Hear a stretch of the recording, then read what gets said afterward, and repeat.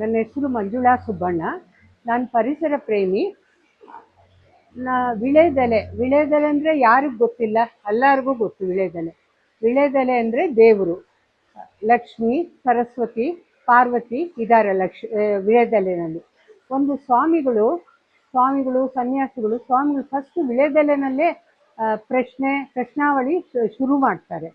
So ವಿಳೆದೆಲೆ ದೇವರ ಮನೆಗೆ ತುಂಬ ಮುಖ್ಯವಾದ್ದು.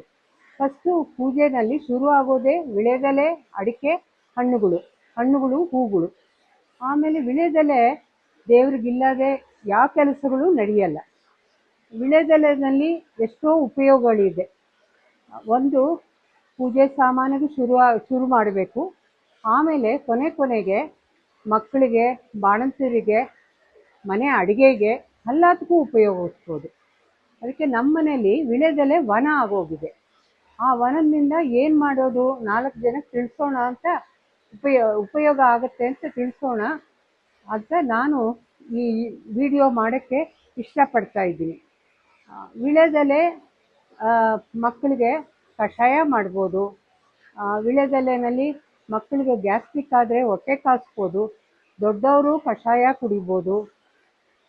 ಆಮೇಲೆ ವಿಳೆದೆಲೆನಲ್ಲಿ ಏನು ಹೊಟ್ಟೆ ಭಾರ ಆದರೂ ವಿಳೆದೆಲೆಗೆ ಸ್ವಲ್ಪ ಮನೆಯಲ್ಲಿರೋ ಎಣ್ಣೆ ಉಪಯೋಗಿಸಿ ಹೊಟ್ಟೆ ಕಾಯಿಸ್ಬೋದು. ವಿಳೆದೆಲೆನಲ್ಲಿ ಅಡುಗೆಗಳು ಮಾಡ್ಬೋದು. ವಿಳೆದೆಲೆನಲ್ಲಿ ಡ್ರೈ ಪಾನ್ ಅಂತ ಮಾಡ್ಬೋದು. ಅದರಲ್ಲಿ ಕ್ಯಾಲ್ಶಿಯಮು ತುಂಬಾ ಇದೆ.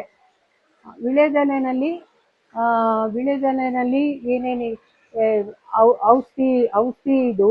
ಆಮೇಲೆ ವಿಳೆದೆಲೆ ಪಾನು ಮಾಡೋದು ಕ್ಯಾಲ್ಶಿಯಮು, ದೊಡ್ಡವರು ತಿನ್ಬೋದು.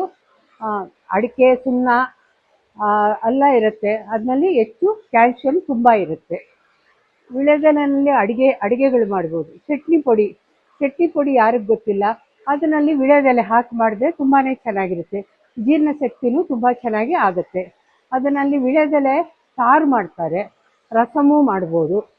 ವಿಳೆದೆಲೆ ರಸ ತೆಗೆದು ಮಾಮೂಲು ತಿಳಿ ಸಾರು ಮಾಡ್ಕೋಬೋದು. ಆಮೇಲೆ ಈ ಫಂಕ್ಷನ್ನಲ್ಲಿ ವಿಳೆದೆಲೆ ಬಜ್ಜಿನೂ ಮಾಡ್ತಾರೆ. ಬಜ್ಜಿ ಮಾಮೂಲು ಎಲ್ಲ ಥರನೇ ವಿಳೆದೆಲೆ ಹಾಕಿ ಮಾಡಿದ್ರೆ ಅದೊಂಥರ ಪರಿಮಳ ಇರುತ್ತೆ. ವಿಳೆದೆಲೆಯಲ್ಲಿ ಇನ್ನೇನು ಬೇಕು ನಿಮಗೆ? ಅಡುಗೆ ಆಗುತ್ತೆ, ಮಕ್ಳಿಗೂ ಆಗುತ್ತೆ, ದೇವ್ರಿಗೂ ಆಗುತ್ತೆ. ಆಮೇಲೆ ವಿಳೆದೆಲೆ ಇಲ್ಲಾಂದರೆ ಯಾವ ಕೆಲಸಗಳು ನಡೆಯಲ್ಲ.